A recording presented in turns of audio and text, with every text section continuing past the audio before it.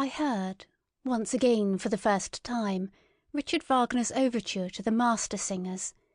It is a piece of magnificent, gorgeous, heavy, latter-day art, which has the pride to presuppose 2 centuries of music as still living, in order that it may be understood. It is an honour to Germans that such a pride did not miscalculate. What flavours and forces, what seasons and climes do we not find mingled in it? It impresses us at one time as ancient, at another time as foreign, bitter, and too modern. It is as arbitrary as it is pompously traditional. It is not infrequently roguish, still oftener rough and coarse. It has fire and courage, and, at the same time, the loose, dun-coloured skin of fruits which ripen too late. It flows broad and full, and suddenly there is a moment of inexplicable hesitation, like a gap that opens between cause and effect, an oppression that makes us dream, almost a nightmare. But already it broadens and widens anew the old stream of delight, the most manifold delight, of old and new happiness, including especially the joy of the artist in himself, which he refuses to conceal, his astonished, happy cognizance of his mastery of the expedients here employed, the new, newly acquired, imperfectly tested expedients of art, as he apparently betrays to us.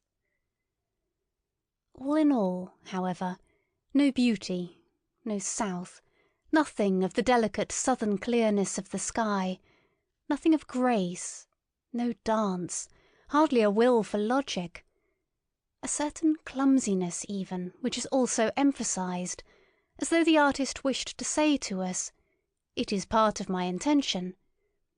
A cumbersome drapery, something arbitrarily barbaric and ceremonious, a flurring of learned and venerable conceits and witticisms. Something German in the best and worst sense of the word, something in the German style, manifold, formless and inexhaustible.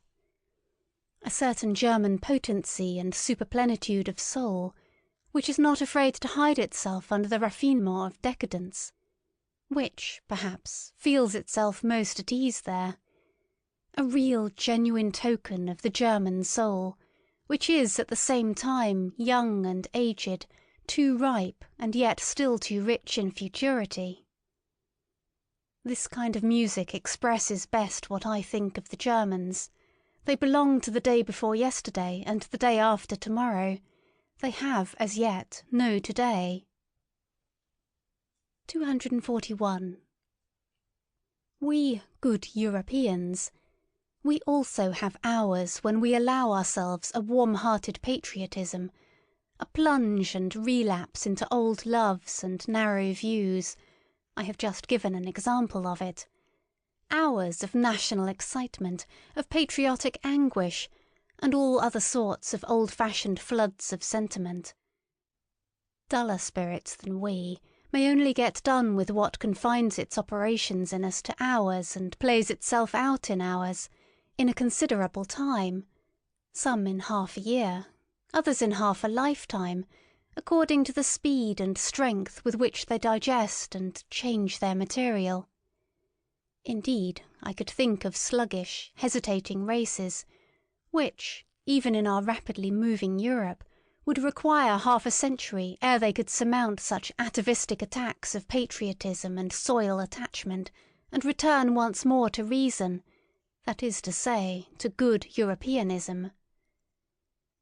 And while digressing on this possibility, I happened to become an ear-witness of a conversation between 2 old patriots. They were evidently both hard of hearing, and consequently spoke all the louder. "He has as much, and knows as much philosophy as a peasant or corps student," said the one. "He is still innocent. But what does that matter nowadays? It is the age of the masses. They lie on their belly before everything that is massive. And so also in politicis. A statesman who rears up for them a new Tower of Babel, some monstrosity of empire and power they call great. What does it matter that we more prudent and conservative ones do not meanwhile give up the old belief that it is only the great thought that gives greatness to an action or affair? Supposing a statesman were to bring his people into the position of being obliged henceforth to practice high politics, for which they were by nature badly endowed and prepared, so that they would have to sacrifice their old and reliable virtues out of love to a new and doubtful mediocrity.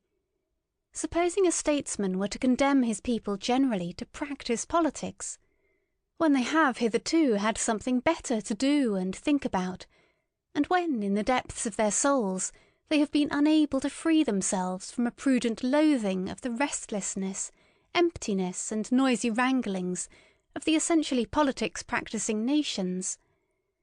Supposing such a statesman were to stimulate the slumbering passions and avidities of his people, were to make a stigma out of their former diffidence and delight in aloofness, an offence out of their exoticism and hidden permanency, were to depreciate their most radical proclivities, subvert their consciences, make their minds narrow and their tastes national. What! A statesman who should do all this, which his people would have to do penance for throughout their whole future, if they had a future, such a statesman would be great, wouldn't he? Undoubtedly, replied the other old patriot vehemently. Otherwise he could not have done it. It was mad, perhaps, to wish such a thing. But perhaps everything great has just been mad at its commencement. Misuse of words, cried his interlocutor contradictorily. Strong, strong, strong and mad, not great. The old men had obviously become heated as they thus shouted their truths in each other's faces. But I, in my happiness and apartness, considered how soon a stronger one will become master of the strong, and also that there is a compensation for the intellectual superficializing of a nation, namely in the deepening of another. 242. Whether we call it civilization, or humanizing, or progress, which now distinguishes the European, whether we call it simply, without praise or blame, by the political formula, the democratic movement in Europe, behind all the moral and political foregrounds pointed to by such formulas, an immense physiological process goes on, which is ever extending, the process of the assimilation of Europeans, their increasing detachment from the conditions under which, climatically and hereditarily, united races originate, their increasing independence of every definite milieu, that for centuries would fain inscribe itself with equal demands on soul and body, that is to say, the slow emergence of an essentially supranational and nomadic species of man, who possesses, physiologically speaking, a maximum of the art and power of adaptation as his typical distinction. This process of the evolving European, which can be retarded in its tempo by great relapses, but will perhaps just gain and grow thereby in vehemence and depth. The still raging storm and stress of national sentiment pertains to it, and also the anarchism which is appearing at present. This process will probably arrive at results on which its naive propagators and panegyrists, the apostles of modern ideas, would least care to reckon. The same new conditions under which, on average, a levelling and mediocrising of man will take place, a useful, industrious, variously serviceable and clever herd animal like man, are in the highest degree suitable to give rise to exceptional men of the most dangerous and attractive qualities.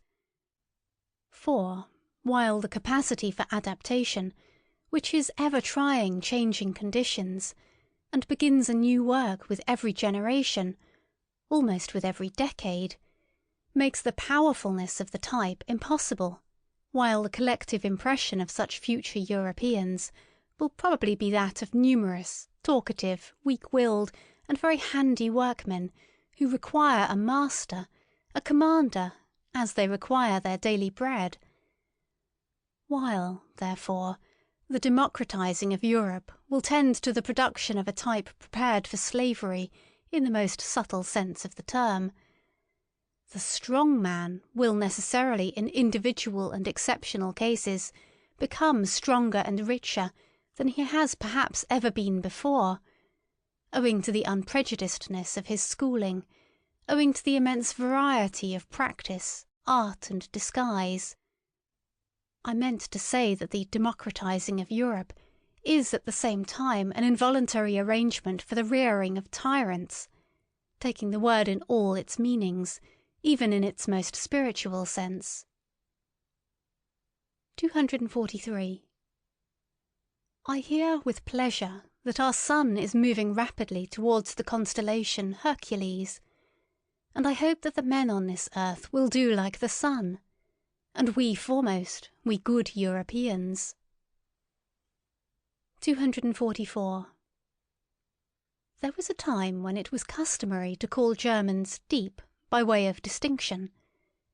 But now that the most successful type of New Germanism is covetous of quite other honours, and perhaps misses smartness in all that has depth, it is almost opportune and patriotic to doubt whether we did not formerly deceive ourselves with that commendation. In short, whether German depth is not at bottom something different and worse, and something from which, thank God, we are on the point of successfully ridding ourselves. Let us try, then, to relearn with regard to German depth.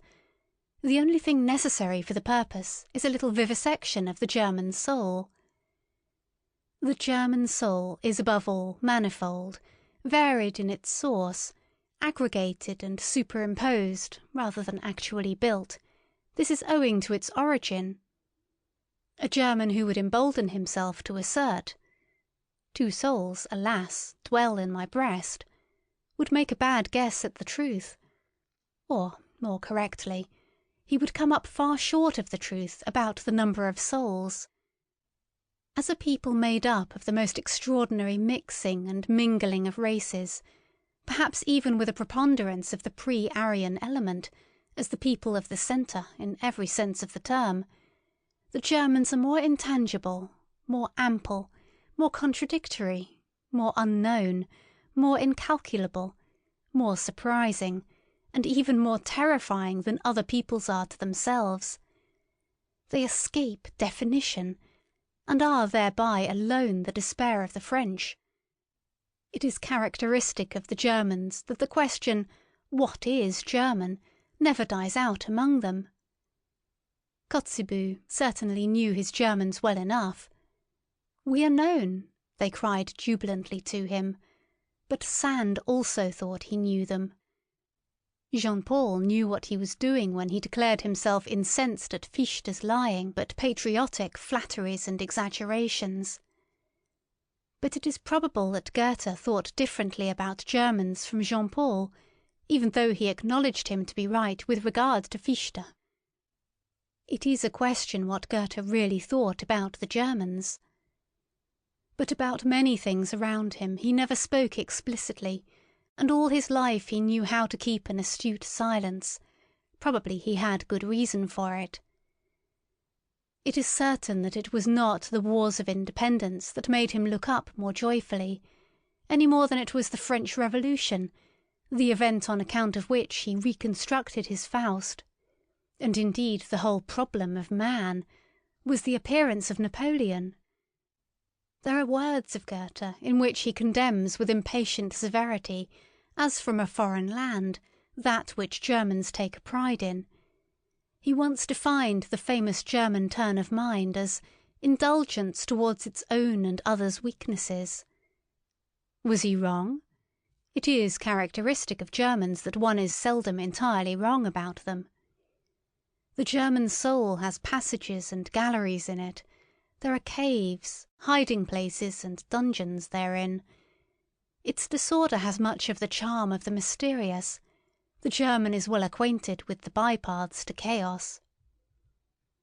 And as everything loves its symbol, so the German loves the clouds and all that is obscure, evolving, crepuscular, damp and shrouded. It seems to him that everything uncertain, undeveloped, self-displacing and growing is deep. The German himself does not exist. He is becoming. He is developing himself. Development is therefore the essentially German discovery and hit in the great domain of philosophical formulas, a ruling idea which, together with German beer and German music, is labouring to Germanize all Europe. Foreigners are astonished and attracted by the riddles which the conflicting nature at the basis of the German soul propounds to them, riddles which Hegel systematized and Richard Wagner has in the end set to music. Good-natured and spiteful. Such a juxtaposition, preposterous in the case of every other people, is unfortunately only too often justified in Germany. One has only to live for a while among Swabians to know this. The clumsiness of the German scholar and his social distastefulness agree alarmingly well with his psychical rope-dancing and nimble boldness, of which all the gods have learnt to be afraid. If anyone wishes to see the German soul demonstrated ad oculus, let him only look at German taste, at German arts and manners. What boorish indifference to taste! How the noblest and the commonest stand there in juxtaposition! How disorderly and how rich is the whole constitution of this soul! The German drags at his soul, he drags at everything he experiences. He digests his events badly, he never gets done with them, and German depth is often only a difficult, hesitating digestion. And just as all chronic invalids, all dyspeptics, like what is convenient, so the German loves frankness and honesty. It is so convenient to be frank and honest. This confidingness, this complacence, this showing the cards of German honesty, is probably the most dangerous and most successful disguise which the German is up to nowadays. It is his proper Mephistophelian art. With this he can still achieve much. The German lets himself go, and thereby gazes with faithful, blue, empty German eyes, and other countries immediately confound him with his dressing-gown. I meant to say that, let German depth be what it will, among ourselves alone we perhaps take the liberty to laugh at it. We shall do well to continue henceforth to honour its appearance and good name, and not barter away too cheaply our old reputation as a people of depth for Prussian smartness and Berlin wit and sand. It is wise for a people to pose, and let itself be regarded as profound, clumsy, good-natured, honest and foolish. It might even be profound to do so. Finally, we should do honour to our name. We are not called the Tuschevolk, deceptive people, for nothing. 245. The good old time is past. It sang itself out in Mozart. How happy are we that his Rococo still speaks to us, that his good company, his tender enthusiasm, his childish delight in the Chinese and in flourishes, his courtesy of heart, his longing for the elegant, the amorous, the tripping, the tearful, and his belief in the South, can still appeal to something left in us. Ah, some time or other it will be over with it, but who can doubt that it will be over still sooner with the intelligence and taste for Beethoven? For he was only the last echo of a break and transition in style, and not, like Mozart, the last echo of a great European taste which had existed for centuries. Beethoven is the intermediate event between an old mellow soul that is constantly breaking down, and a future over-young soul that is always coming. There is spread over his music the twilight of eternal loss and eternal extravagant hope, the same light in which Europe was bathed when it dreamed with Rousseau, when it danced round the tree of liberty of the Revolution, and finally almost fell down in adoration before Napoleon.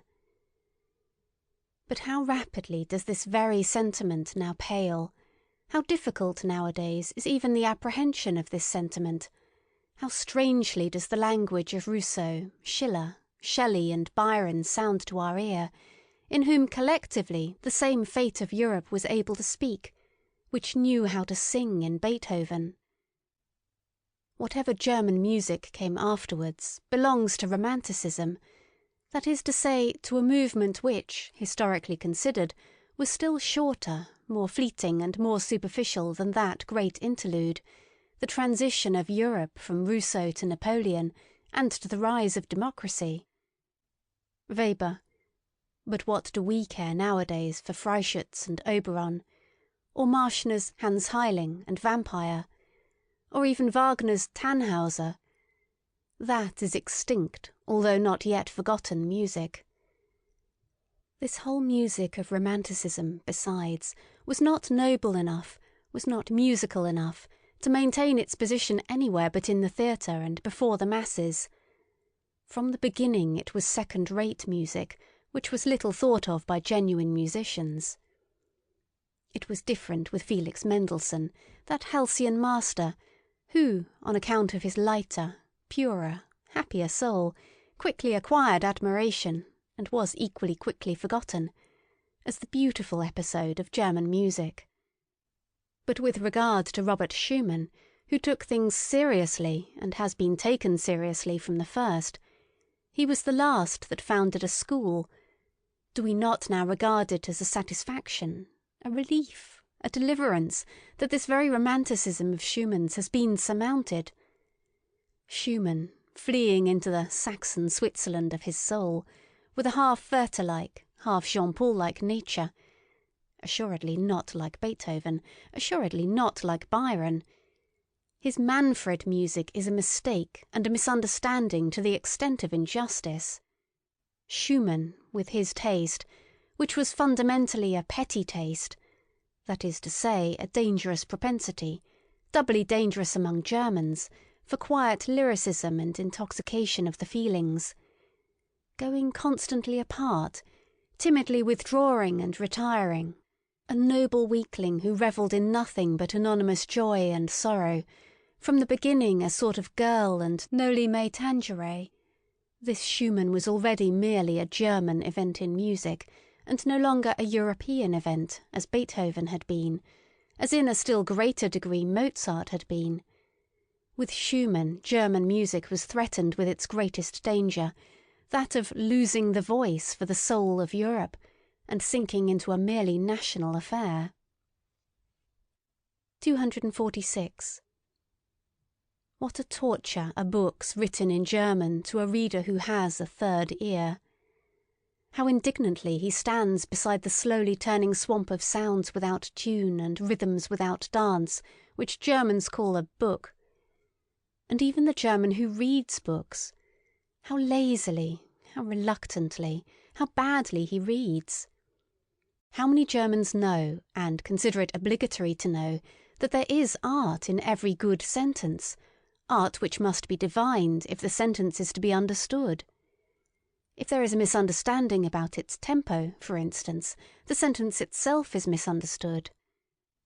That one must not be too doubtful about the rhythm-determining syllables, that one should feel the breaking of the too rigid symmetry as intentional and as a charm, that one should lend a fine and patient ear to every staccato and every rubato, that one should divine the sense in the sequence of the vowels and diphthongs, and how delicately and richly they can be tinted and retinted in the order of their arrangement.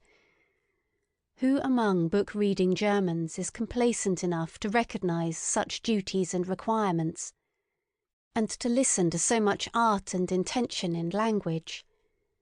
After all, one just has no ear for it, and so the most marked contrasts of style are not heard, and the most delicate artistry is, as it were, squandered on the deaf. These were my thoughts when I noticed how clumsily and unintuitively two masters in the art of prose writing have been confounded.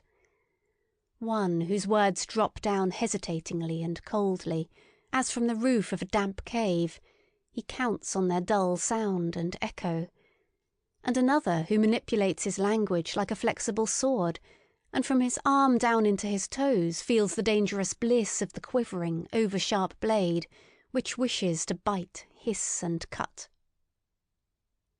247. How little the German style has to do with harmony and with the ear is shown by the fact that precisely our good musicians themselves write badly. The German does not read aloud. He does not read for the ear, but only with his eyes. He has put his ears away in the drawer for the time. In antiquity, when a man read, which was seldom enough, he read something to himself and in a loud voice. They were surprised when anyone read silently, and sought secretly the reason of it. In a loud voice, that is to say, with all the swellings, inflections, and variations of key and changes of tempo in which the ancient public world took delight. The laws of the written style were then the same as those of the spoken style, and these laws depended partly on the surprising development and refined requirements of the ear and larynx, partly on the strength, endurance, and power of the ancient lungs. In the ancient sense, a period is, above all, a physiological whole, inasmuch as it is comprised in one breath. Such periods as occur in Demosthenes and Cicero, swelling twice and sinking twice, and all in one breath, were pleasures to the men of antiquity, who knew by their own schooling how to appreciate the virtue therein, the rareness and the difficulty in the deliverance of such a period. We have really no right to the big period, we modern men, who are short of breath in every sense. Those ancients, indeed, were all of them dilettanti in speaking, consequently connoisseurs, consequently critics. They thus brought their orators to the highest pitch. In the same manner as in the last century, when all Italian ladies and gentlemen knew how to sing, the virtuosoship of song, and with it also the art of melody, reached its elevation. In Germany, however, until quite recently, when a kind of platform eloquence began shyly and awkwardly enough to flutter its young wings, there was, properly speaking, only one kind of public and approximately artistical discourse, that delivered from the pulpit. The preacher was the only one in Germany who knew the weight of a syllable or a word, in what manner a sentence strikes, springs, rushes, flows, and comes to a close. He alone had a conscience in his ears, often enough a bad conscience, for reasons are not lacking why proficiency in oratory should be especially seldom attained by a German, or almost always too late. The masterpiece of German prose is therefore with good reason the masterpiece of its greatest preacher. The Bible has hitherto been the best German book. Compared with Luther's Bible, almost everything else is merely literature, something which has not grown in Germany, and therefore has not taken, and does not take, root in German hearts, as the Bible has done. 248. There are two kinds of geniuses, one which above all engenders and seeks to engender, and another which willingly lets itself be fructified and brings forth. And similarly, among the gifted nations, there are those on whom the woman's problem of pregnancy has devolved, and the secret task of forming, maturing, and perfecting. The Greeks, for instance, were a nation of this kind, and so are the French, and others which have to fructify and become the cause of new modes of life, like the Jews, the Romans, and, in all modesty be it asked, like the Germans? Nations tortured and enraptured by unknown fevers, and irresistibly forced out of themselves, amorous and longing for foreign races, for such as, let themselves be fructified, and withal imperious, like everything conscious of being full of generative force, and consequently empowered by the grace of God. These two kinds of geniuses seek each other like man and woman, but they also misunderstand each other like man and woman. 249. Every nation has its own Tartuffery, and calls that its virtue. One does not know, cannot know, the best that is in one. 250. What Europe owes to the Jews? Many things, good and bad, and above all one thing of the nature both of the best and the worst: the grand style in morality, the fearfulness and majesty of infinite demands, of infinite significations, the whole romanticism and sublimity of moral questionableness, and consequently just the most attractive, ensnaring and exquisite element in those iridescences and allurements to life, in the aftersheen of which the sky of our European culture, its evening sky, now glows, perhaps glows out. For this, we artists among the spectators and philosophers are grateful to the Jews. 251. It must be taken into the bargain, if various clouds and disturbances, in short, slight attacks of stupidity, pass over the spirit of a people that suffers, and wants to suffer, from national nervous fever and political ambition. For instance, among present-day Germans, there is alternately the anti-French folly, the anti-Semitic folly, the anti-Polish folly, the Christian romantic folly, the Wagnerian folly, the Teutonic folly, the Prussian folly.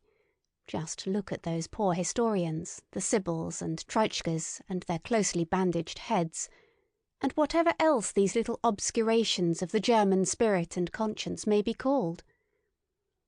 May it be forgiven me that I too, when on a short, daring sojourn on very infected ground, did not remain wholly exempt from the disease, but, like everyone else, began to entertain thoughts about matters which did not concern me, the first symptom of political infection.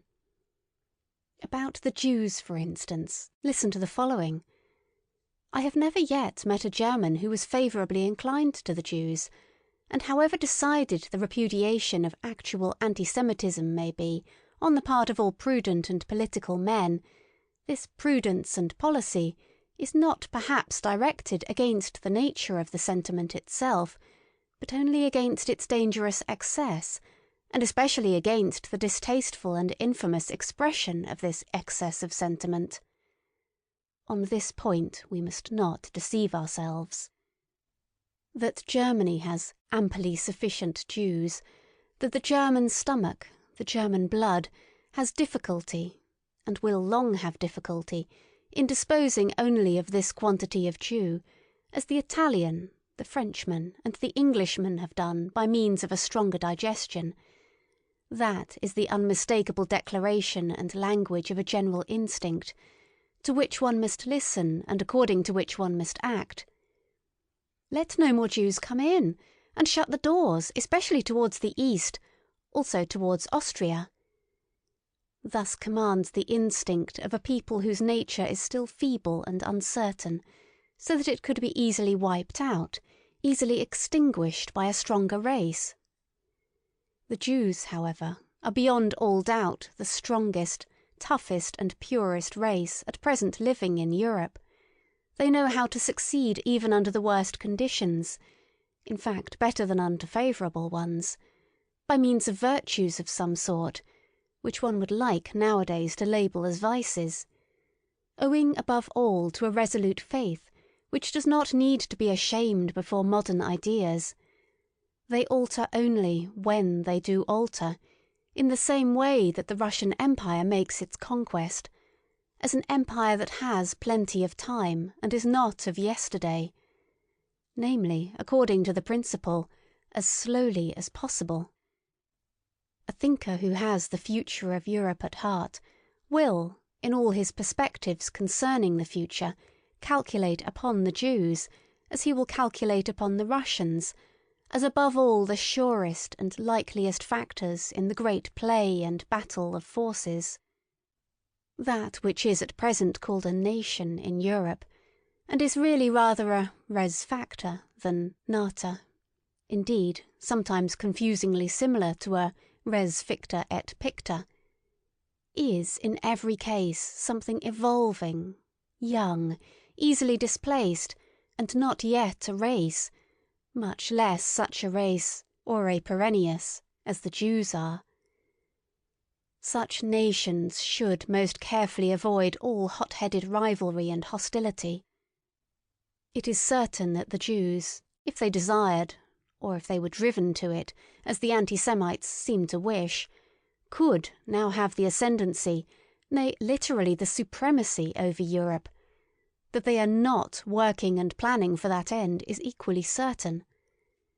Meanwhile, they rather wish and desire, even somewhat importunately, to be insorbed and absorbed by Europe.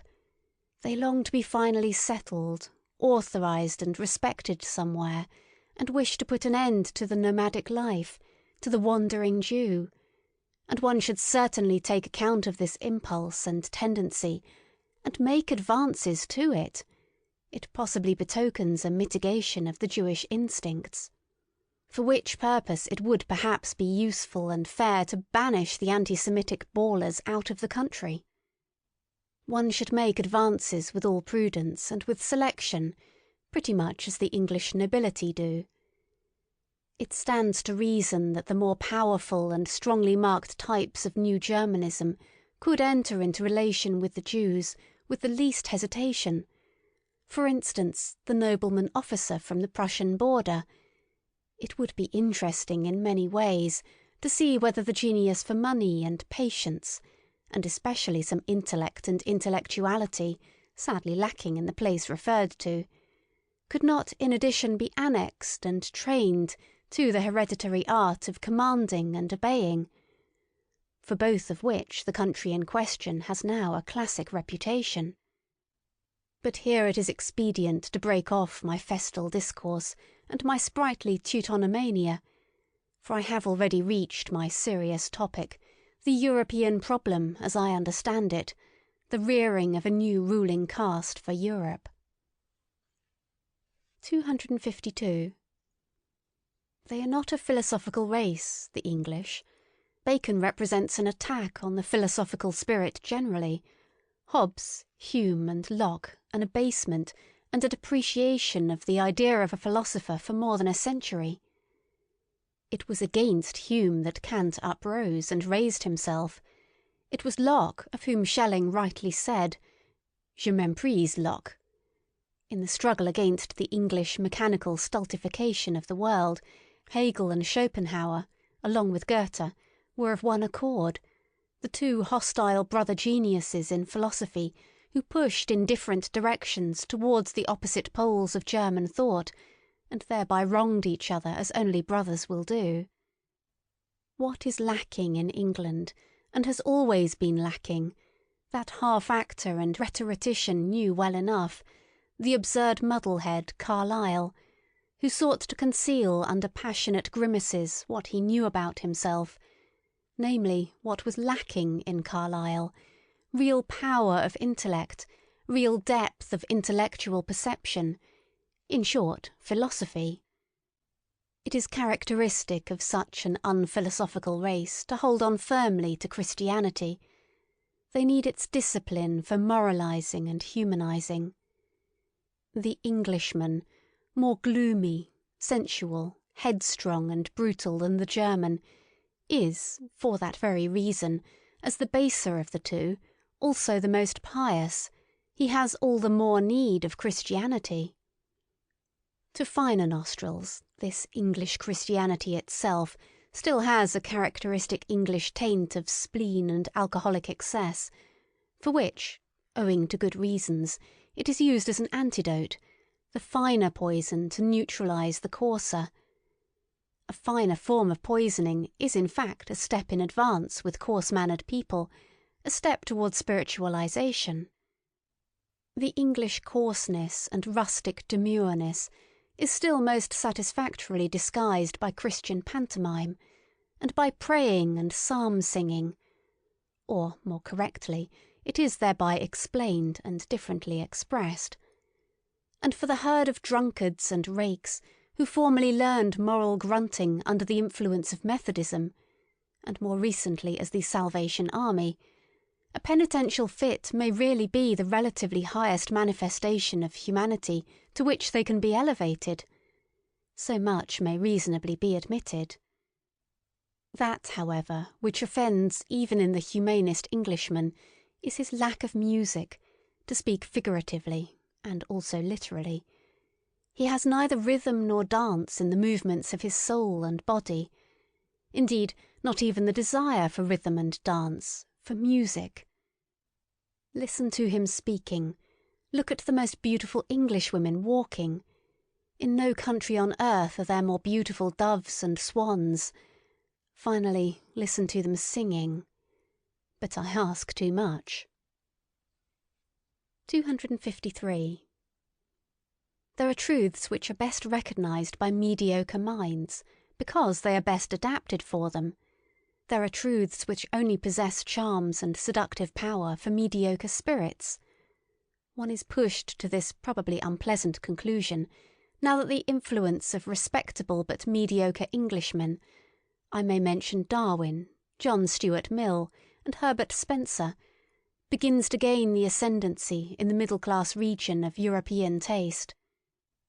Indeed, who could doubt that it is a useful thing for such minds to have the ascendancy for a time? It would be an error to consider the highly developed and independently soaring minds as specially qualified for determining and collecting many little common facts and deducing conclusions from them. As exceptions, they are rather from the first in no very favourable position towards those who are the rules. After all, they have more to do than merely to perceive. In effect, they have to be something new. They have to signify something new. They have to represent new values. The gulf between knowledge and capacity is perhaps greater and also more mysterious than one thinks.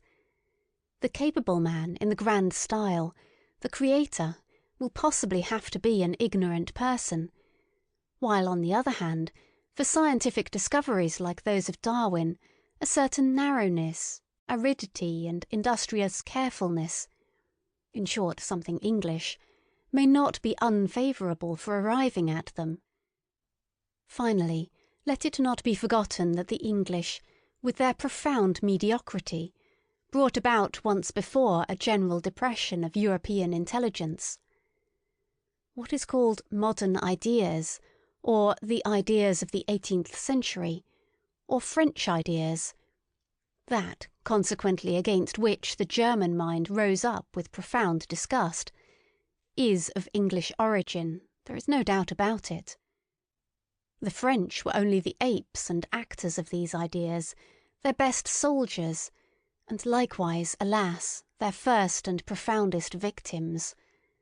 For owing to the diabolical Anglomania of modern ideas, the homme français has in the end become so thin and emaciated that at present one recalls its 16th and 17th centuries, its profound passionate strength, its inventive excellency, almost with disbelief.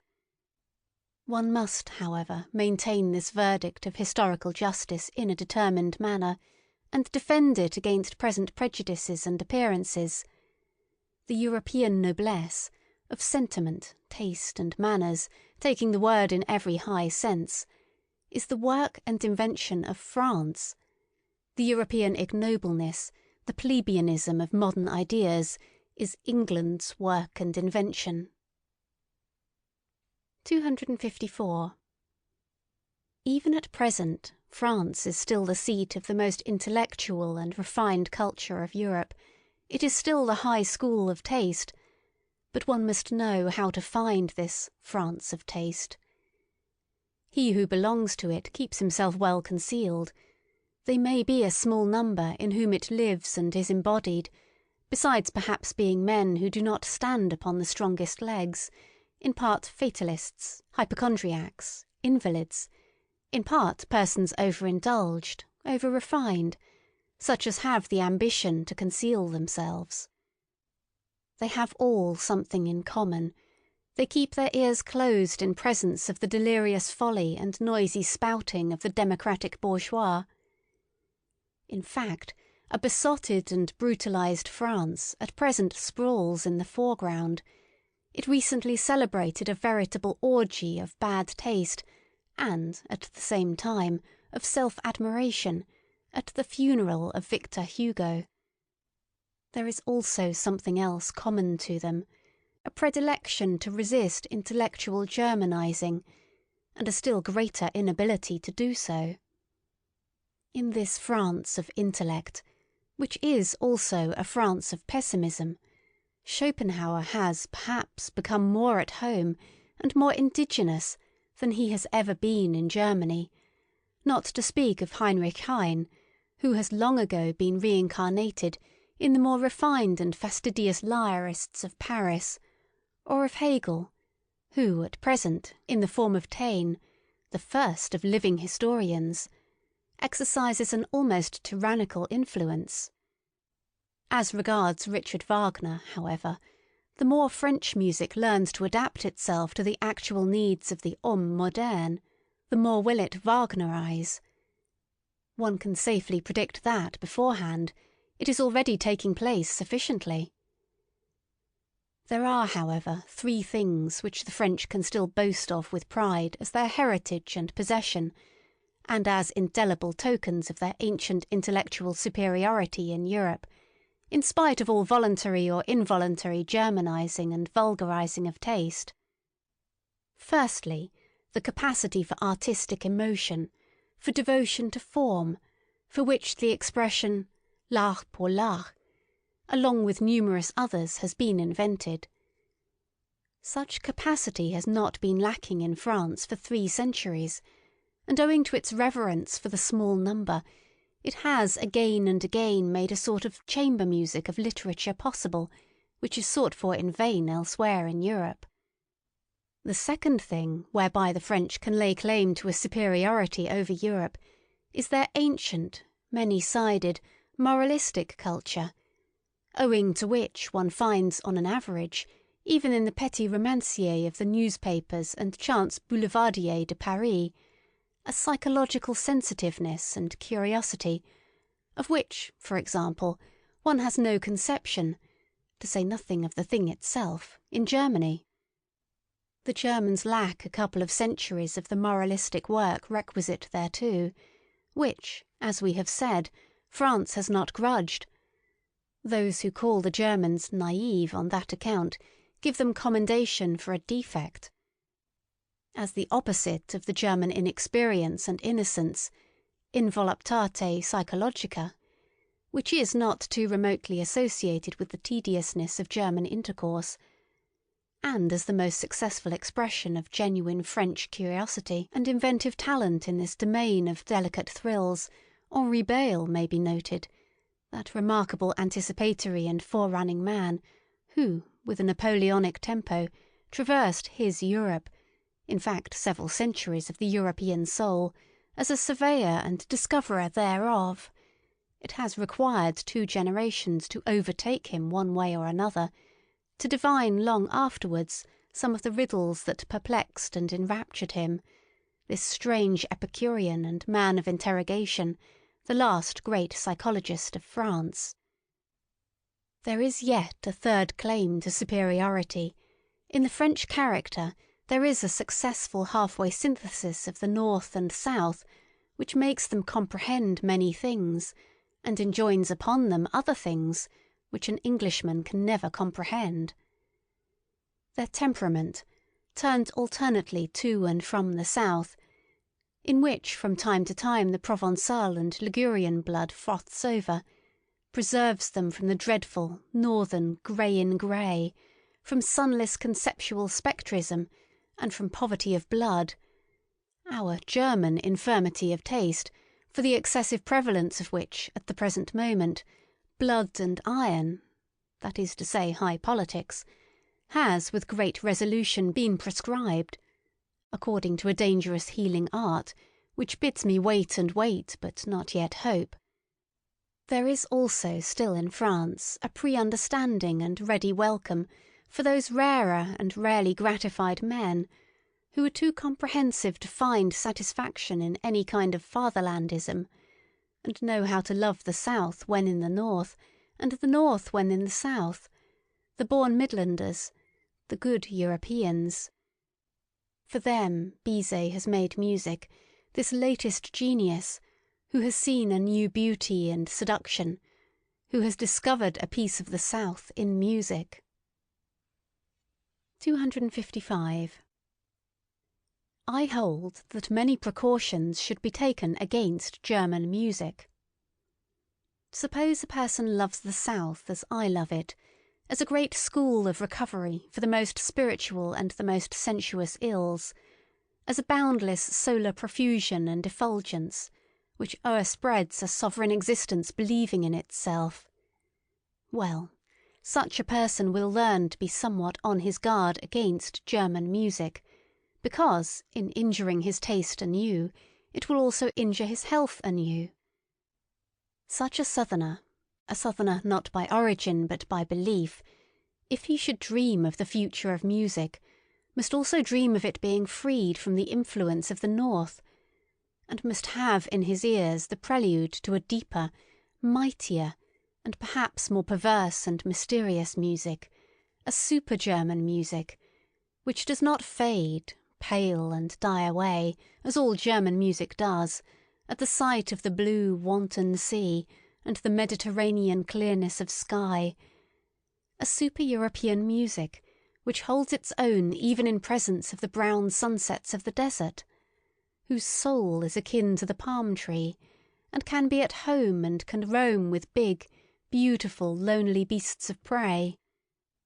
I could imagine a music of which the rarest charm would be that it knew nothing more of good and evil, only that here and there perhaps some sailor's homesickness, some golden shadows and tender weaknesses might sweep lightly over it, an art which, from the far distance, would see the colours of a sinking and almost incomprehensible moral world fleeing towards it, and would be hospitable enough and profound enough to receive such belated fugitives. 256.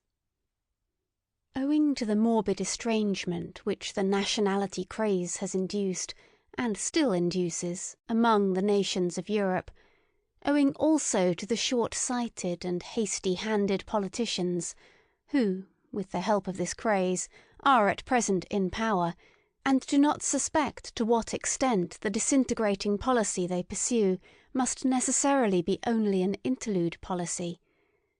Owing to all this, and much else that is altogether unmentionable at present, the most unmistakable signs that Europe wishes to be one are now overlooked, or arbitrarily and falsely misinterpreted. With all the more profound and large-minded men of this century, the real general tendency of the mysterious labour of their souls was to prepare the way for that new synthesis, and tentatively to anticipate the European of the future. Only in their simulations, or in their weaker moments, in old age perhaps, did they belong to the fatherlands. They only wrested from themselves when they became patriots. I think of such men as Napoleon, Goethe, Beethoven, Stendhal, Heinrich Heine, Schopenhauer. It must not be taken amiss if I also count Richard Wagner among them, about whom one must not let oneself be deceived by his own misunderstandings. Geniuses like him have seldom the right to understand themselves. Still less, of course, by the unseemly noise with which he is now resisted and opposed in France. The fact remains, nevertheless, that Richard Wagner and the later French Romanticism of the 40s are most closely and intimately related to one another. They are akin, fundamentally akin, in all the heights and depths of their requirements. It is Europe, the one Europe, whose soul presses urgently and longingly, outwards and upwards, in their multifarious and boisterous art. Whither? Into a new light? Towards a new sun? But who would attempt to express accurately what all these masters of new modes of speech could not express distinctly? It is certain that the same storm and stress tormented them, that they sought in the same manner, these last great seekers. All of them steeped in literature to their eyes and ears, the first artists of universal literary culture, for the most part even themselves writers, poets, intermediaries and blenders of the arts and the senses. Wagner as musician is reckoned among painters, as poet among musicians, as artist generally among actors. All of them fanatics for expression at any cost. I specially mention Delacroix, the nearest related to Wagner. All of them great discoverers in the realm of the sublime, also of the loathsome and dreadful, still greater discoverers in effect, in display, in the art of the show-shop. All of them talented far beyond their genius, out-and-out virtuosi, with mysterious accesses to all that seduces, allures, constrains and upsets. Born enemies of logic and of the straight line, hankering after the strange, the exotic, the monstrous, the crooked, and the self-contradictory. As men, Tantalases of the will, plebeian parvenus, who knew themselves to be incapable of a noble tempo, or of a lento in life and action. Think of Balzac, for instance. Unrestrained workers, almost destroying themselves by work. Antinomians and rebels in manners. Ambitious and insatiable, without equilibrium and enjoyment. All of them finally shattering and sinking down at the Christian cross. And with right and reason, for who of them would have been sufficiently profound and sufficiently original for an anti-Christian philosophy? On the whole, a boldly daring, splendidly overbearing, high-flying and aloft-up-dragging class of higher men, who had first to teach their century, and it is the century of the masses, the conception higher man. Let the German friends of Richard Wagner advise together as to whether there is anything purely German in the Wagnerian art, or whether its distinction does not consist precisely in coming from super-German sources and impulses. In which connection it may not be underrated how indispensable Paris was to the development of his type, which the strength of his instincts made him long to visit at the most decisive time, and how the whole style of his proceedings, of his self-apostolate, could only perfect itself in sight of the French socialistic original. On a more subtle comparison, it will perhaps be found, to the honour of Richard Wagner's German nature, that he has acted in everything with more strength, daring, severity and elevation than a 19th century Frenchman could have done, owing to the circumstance that we Germans are as yet nearer to barbarism than the French. Perhaps even the most remarkable creation of Richard Wagner is not only at present, but for ever inaccessible, incomprehensible, and inimitable to the whole latter-day Latin race, the figure of Siegfried, that very free man, who is probably far too free, too hard, too cheerful, too healthy, too anti-Catholic for the taste of old and mellow civilized nations. He may even have been a sin against Romanticism, this anti-Latin Siegfried. Well, Wagner atoned amply for this sin in his old sad days, when, anticipating a taste which has meanwhile passed into politics, he began, with the religious vehemence peculiar to him, to preach, at least, the way to Rome, if not to walk therein. That these last words may not be misunderstood, I will call to my aid a few powerful rhymes, which will even betray to less delicate ears what I mean counter to the last Wagner and his Parsifal music. Is this our mode? From German heart came this vexed ululating? From German body this self-lacerating? Is ours this priestly hand dilation, this incense-fuming exaltation? Is ours this faltering, falling, shambling, this quite uncertain ding-dong dangling, this sly nun-ogling, Ave-hour bell-ringing, this holy false enraptured heaven o'erspringing? Is this our mode? Think well, ye still wait for admission, for what ye hear is Rome, Rome's faith by intuition.